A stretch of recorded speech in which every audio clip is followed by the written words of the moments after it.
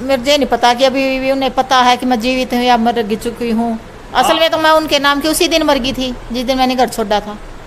आपको किसी हिसाब से सोनी तो एक लेडीज और जेंट्स में होता है जैसे कि सारी चीज़ें, तो तब मेरे को मैंने गलत हरकत देखी हाँ आपने? जी तो आपको फिर शक हो गया तो और आपने इसकी खिलाफत करी? बिल्कुल की थी। तो उसको आपको क्या, उसका क्या खिलाफत करने के बाद आपको क्या मिला उसका? खिलाफत के मिलने करने के बाद मेरे को ग्रेट हरियाणा न्यूज देखने वाले सारे दर्शकों ने संजय दुमन की राम भाई हाल फिलहाल तुसाम में बैठे हैं भाई। तुसाम हिंदू फोर्स को ऑफिस में बैठे हैं, एक बार देख लो आप मामला सारा लव जिहाद का मामला है भाई। हिंदू फोर्स का टाइगर का आप उसमें देखते समझ गए होगे मामला हिंदू धर्म पर है।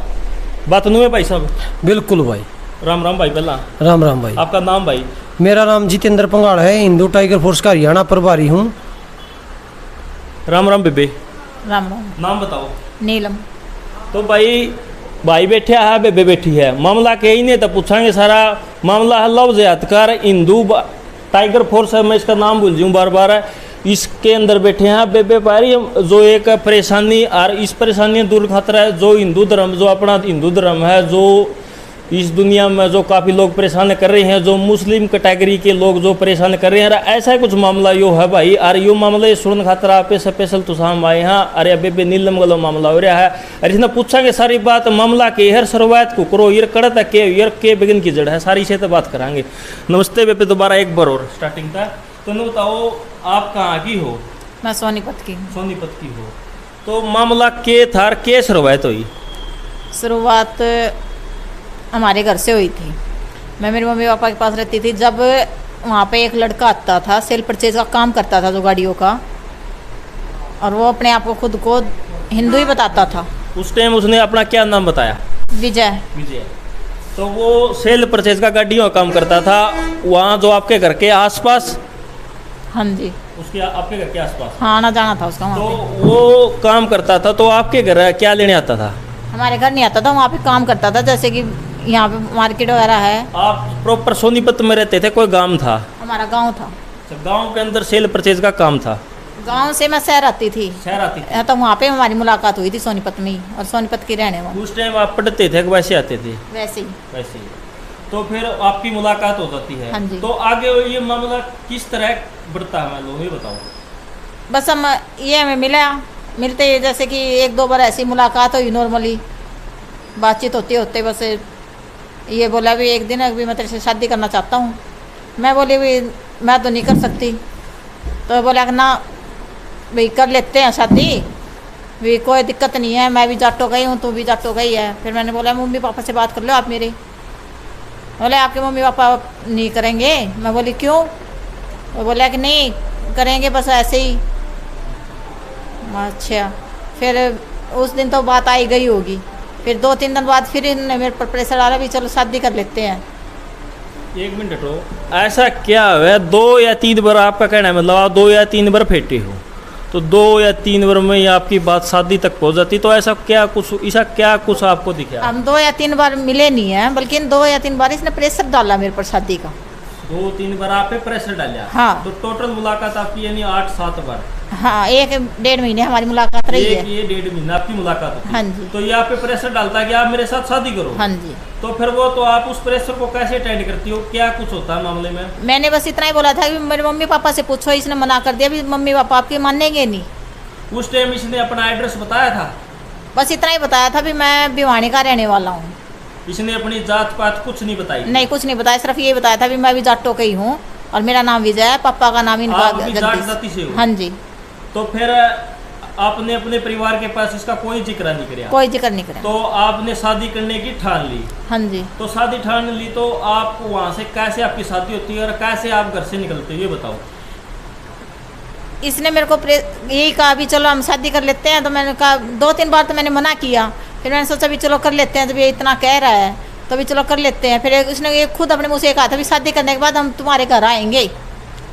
इन्हें फिर घर वालों को तो मानना ही पड़ेगा भी शादी करने के बाद। तो मतलब आपका कहने का इन्होंने कहा कि आपकी शादी हो जाएगी, तो उसके बाद परिवार एक कहते जो भूलिया बेचारा घर आया जो इस हिसाब से दोबारा हमारा घर पर परिवार सेट हो जाएगा। हाँ। तो ये था, तो ये करके आपकी शादी के लिए आप राजी हो जाते हो। हाँ जी। तो आप फिर कब निकलते हो, किस तारीख को निकलते हो, याद है थोड़ा बहुत? तारीख तो याद नहीं, लेकिन 2008 में निकली थी मैं घर से। महीना? महीना चौथा महीना था। तो आप निकल के वहाँ से कहाँ जाते हो? वहाँ से निकल के हम दिल्ली ग्रेटर नोएडा में जाते हैं, इनके दोस्तों के घर।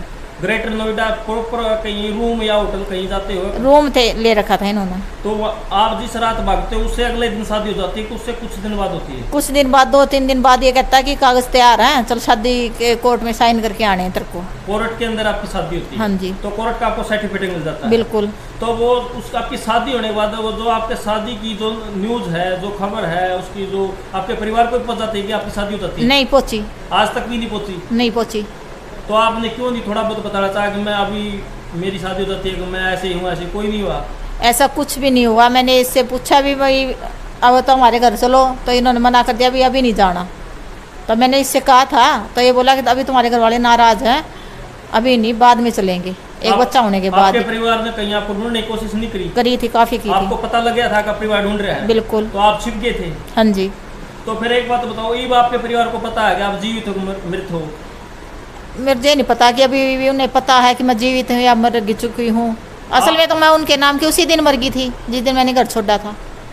आपको किसी आपसे सोनीपत से कोई आसपास के कोई आपने सर्च किया होगा अपने परिवार की क्या हालत आपने सुना हो? नहीं, मैं सर्च करने की हालत में इन्होंने छोड़ी ही नहीं थी। छोड़ी नहीं? नहीं। तो आप वहाँ ग्रेटर नोएडा रहते हो, कितने दिन रहते हो ग्रेटर नोएडा? ग्रेटर नोएडा में 2-3 महीने रही थी वहाँ पे। तो 3 महीने रहने के बाद फिर क्या हुआ? फिर वहाँ रहने के बाद जैसे कि मैं प्रेग्नेंट हुई ना, प्रेग्नेंट होते ही ये मेरे को फिर अपने घर पे ले आया था। घर पे लिया? क्या कारण रहा कि आपको घर लेना पड़ा? घर लेके प्रेग्नेंट थी ना मैं, तो इस वजह से वहाँ कोई आप असुरक्षित महसूस कर रहे थे कि वैसे लेके आया आपको? ये वैसे ही ले आया था ना, बोला चलो अब घर पे चलते हैं हमारे। मैंने इसको प्रेशर भी डाला था, भाई चलो यहाँ पे तो थोड़ा अच्छा नहीं लगता, दूसरे के घर पे है। तो फिर इन्होंने बोला चलो ठीक है। फिर इन्होंने ये बात भी करते थे ना अपने घर वालों से, तो छुप के ही करते थे। फिर मेरे को डाउट भी हुआ था थोड़ा। फिर इन्होंने बोला ना मैं तो ऐसी बात करता हूँ भी कहीं किसी को पता ना लग जाए किसी चीज़ के बारे में। तो फिर एक दिन अचानक ही कहते हैं चलो घर चलते हैं। जब आपकी कोर्ट मैरिज हुई तो इनके परिवार को ये पता ही नहीं था कि इसकी मैरिज इसने दूसरी शादी कर ली? इनके को पता ही नहीं था? परिवार को पता था, इनके घर वालों को। तो पहले भी शादी थी और दोबारा भी शादी होती है? हाँ। तो परिवार को पता था? इसका मतलब परिवार पूरा दोषी साथ में। बिल्कुल। तो आप वहाँ जाते हो तो आपको क्या रिएक्शन होता है और क्या देखते हो आप? वहाँ रिएक्शन यही होता है कि मेरे को वहाँ पे जाके पता लगता है कुछ दिन, थोड़े दिनों के बाद कि भी इसके तो पहले भी शादी हो चुकी है। भिवानी जाते हो, भिवानी का एड्रेस बताओ एक बार, आस पास वाले देख लेंगे कौन है। भिवानी उत्तम नगर कॉलोनी। तो उसका लड़के का नाम बताओ। अकबर। अकबर मुस्लिम नाम है? हाँ जी। उसके बाप का नाम जगदीश है। सुनो भाई, लड़के का नाम अकबर, बाप का नाम जगदीश, भिवानी उत्तम नगर। हाँ जी। ठीक है, यही है ना एड्रेस? बिल्कुल। तो फिर आप आगे जाते हो, आपके साथ क्या होता है? वहाँ जाते ही मेरे को जैसे कि बंधक ही बना के रखा जाता है, ना तो किसी से बातचीत करनी, ना घर से बाहर निकलने देना। किसी से बात भी कर ले तो गली में ही मार पिटाई शुरू कर देनी। तो मतलब एक जो कौन कह सकते हैं आप, बिल्कुल गंदी हरकत, नीच हरकत कह सकते हैं कि भाई एक जो लेडीज के साथ, फिर आप उस टाइम प्रेग्नेंट थी तभी हो जाती है मारपीट, ऐसे ही शुरू हो जाती है? नहीं, तभी। तो फिर वहाँ जाते उस परिवार में कौन कौन मिले आपको? मुझे वहाँ पे मिले उसके माँ बाप भाई सभी मिले थे। तो आपकी ननद भी बता रहे थे आप? हाँ, मेरी ननद भी थी वहाँ पे। अच्छा, तो देवर था, देवर की शादी हो रही थी? नहीं, देवर की शादी तो अब हुई है, बाद में? ये तो काफी छोटे जेठ थे। की शादी हो रही थी पहले? हाँ जी, जेठ की शादी हो तो चुकी थी। वहाँ जो बता रहे थे एक लेडीज और थी, वो कौन थी? वो लेडीज इनकी पहली वाइफ थी। तो ये क्या कह रहे थे? ये कह रहे थे कि ये मेरी भाभी है। भाभी है? हाँ जी। तो आपको क्या शक होया अगर भाई इसकी भाभी नहीं? आपने ऐसा क्या देखा कि इसको आपको ये लगा कि इसकी भाभी नहीं है? मैंने बस यही देखा जो एक लेडीज और जेंट्स में होता है, जैसे कि सारी चीजें, तो तब मेरे को मैंने गलत हरकत देखी? हाँ आपने? जी। तो आपको फिर शक हो गया, तो और आपने इसकी खिलाफत करी? बिल्कुल की थी। तो उसको आपको क्या, उसका क्या खिलाफत करने के बाद आपको क्या मिला? खिलाफत के मिलने करने के बाद मेरे को मार मिली। मार मिली? बिल्कुल। तो वो लेडीज अब भी वहाँ है कि वहाँ से चली नहीं, गई? वो चली गई अब। उसको मार दिया गया क्या छोड़ दिया गया? उसको छोड़ दिया गया बिल्कुल। लेकिन उसको उसको छोड़ा भी नहीं है ना, तो उसको तलाक दे रखा, वो भी अपने घर पे चली गई थी। कहाँ की है वो, आपको थोड़ा बहुत बताओ? ये तो मेरे को नहीं पता कहाँ। डिस्ट्रिक्ट पता हो? नहीं, मेरे को डिस्ट्रिक्ट का भी नहीं पता? नहीं पता। तो फिर आपके वहाँ पे कितने बच्चे होते हैं? मेरे वहाँ पे 3 बच्चे हैं। 3 बच्चे होते हैं? क्या क्या बच्चे हैं? 2 लड़की 1 लड़का है। उनके नाम?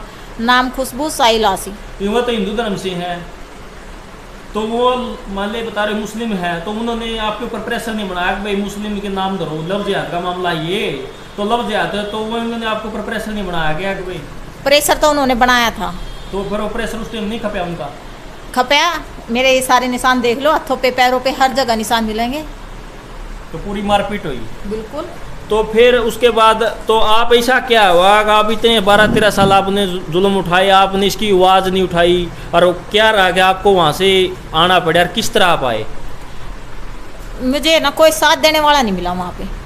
12-13 साल में आपको कोई भी आपकी मैंने आवाज़ नहीं 2018 में भी और उससे पहले भी कई बार आवाज़ उठाई, एप्लीकेशन भी लगाई है, महिला थाने में भी लगाई है, 112 पे फ़ोन भी किया था, लेकिन किसी ने मेरी कोई कार्रवाई नहीं करी। तो फिर आपके साथ मार पिटाई होती रही, तो उसमें वहाँ परिवार के अंदर आपकी सास भी होती, ननद भी होती, उनने थोड़ी बहुत आपकी मदद नहीं करी कि भाई इसके साथ गलत हो रहा है, ऐसे क्या करे भाई, परिवार छोड़ के आ रही है? किसी ने कोई मदद नहीं की। किसी ने कोई मदद नहीं करी। तो फिर आप वहाँ से अपनी जान बचाकर कब भागे? वहाँ से जान बचा के मैं 22 तारीख को निकली थी। वहाँ से एक भाई है, भिवानी का ही है, वो अनाज मंडी के पास रहता था, तो उसने मेरे को वहाँ से निकाला, उसने मेरी प्रॉब्लम को समझा। वो आप उसे जानती कैसे थी? वो हमारे यहाँ ड्राइवर था। ड्राइवर था वहाँ? हाँ जो जी। जिसके आप रहती थी?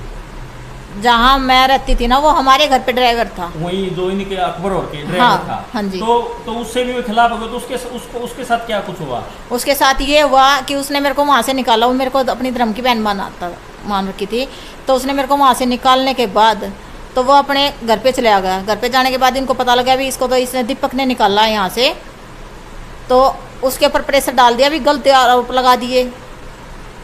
गलत आरोप लगा दिए? बिल्कुल। तो ये वो बंदा कहाँ है? ये वो आपकी वो मदद बंदे, नहीं? उस बंदे ने इनके डर से सुसाइड कर ली। तो उसका कोई पुलिस केस वगैरह कुछ नहीं हुआ? पुलिस केस भी हुआ है, लेकिन पुलिस वाले कोई कार्रवाई नहीं कर रहे। तो उसका केस पे कोई कार्रवाई नहीं हुई? नहीं। तो फिर आप वहाँ से भाग जाती हो? हाँ वहाँ जी। जाते भाग जाते हो मतलब कहने हमारे हाँ, वहाँ से मैं निकल ही जाती हूँ। आ जाते हो? हाँ जी। तो आप आगे अब तुसाम हो, हाँ जी। तो आपकी शिकायत है भिवानी सदर में। हाँ जी। तो आप वहाँ से आने के बाद आप शिकायत डालते हो, तो आपकी शिकायत का कुछ न कुछ होया? कुछ भी नहीं हुआ। तो आपका शिकायत का कुछ नहीं होया, तो ये मैंने आप बिल्कुल परेशान हो। तो बिल्कुल। उसके बाद ये आप हिंदू टाइगर में आई हो? बिल्कुल। उन्होंने 1-2 बार तो हमला भी करने की कोशिश की है मेरे पास। तो आप तो साम रहते हो? हाँ जी। तो ये उनको आपका एड्रेस का पता है? नहीं, उन्हें एड्रेस का नहीं पता अभी यहाँ। मान लो आप ये भी यहाँ हिंदू धर्म ये जो टाइगर ऑफिस में आ रहे हो, अगर आपको इस यहाँ पर आप हमला हो जाता है, तो फिर इसका जिम्मेवार कौन बनेगा? इसका जिम्मेवार वही बनेंगे, हमला तो वही कर रहे हैं। अकबर बनेगा। अकबर, शेर खान, जगदीश। ठीक है भाई।